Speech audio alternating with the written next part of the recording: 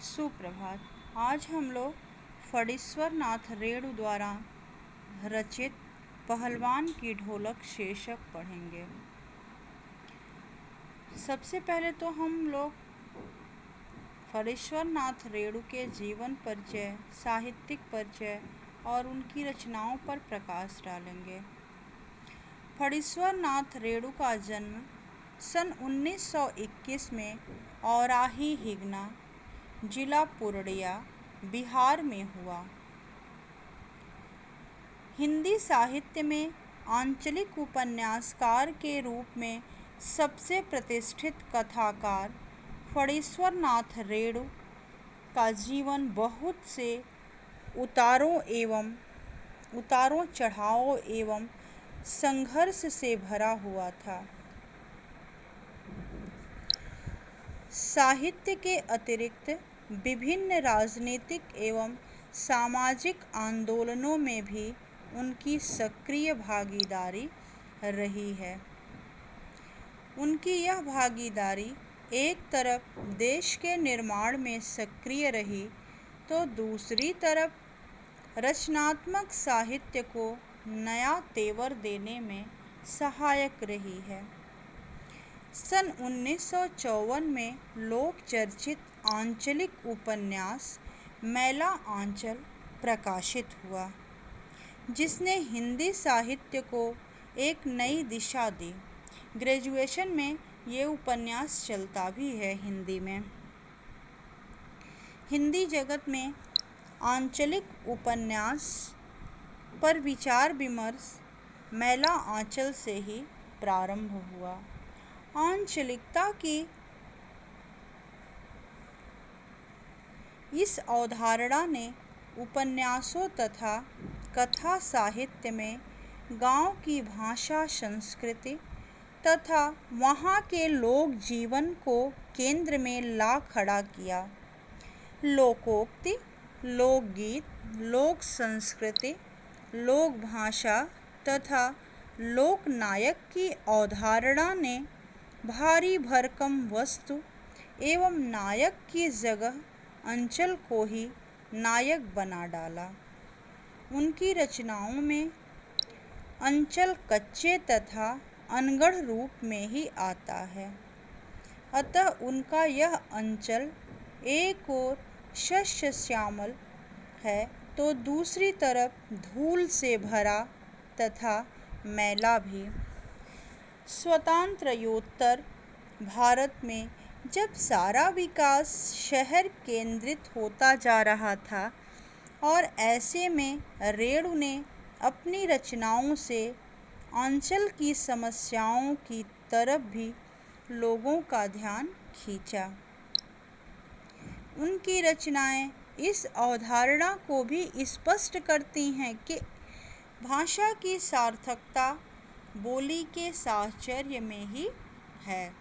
यानी कि कहने का तात्पर्य यह है कि फणीश्वर नाथ रेणु जो हैं अपनी रचनाओं का विषय ग्रामीण अंचल से उठाया। अपनी रचनाओं के विषय में उन्होंने ग्रामीण सभ्यता, संस्कृति, उत्थान पतन आदि को अधिक महत्व दिया। इनकी प्रमुख रचनाएं हैं मैला आंचल, परती परिकथा, कितने चौराहे, दीर्घतपा उपन्यास, अग्निखोर, ठुमरी, आदिम रात्र की महक, एक श्रावणी दोपहरी की धूप, बन तुलसी की गंध, ऋण जल धन, श्रुत अश्रुत पूर्व संस्मरण, नेपाली क्रांति तथा रेणु रचनावली 5 खंडों में जो है इनकी प्रमुख रचनाएं हैं। इस महान कथाकार की मृत्यु 11 अप्रैल सन 1977 में पटना में हो गई। अब हम लोग इनके द्वारा रचित पहलवान की ढोलक पढ़ेंगे। पहलवान की ढोलक उस समय की घटना है जब गांव में एक बहुत बड़ी बीमारी फैली है।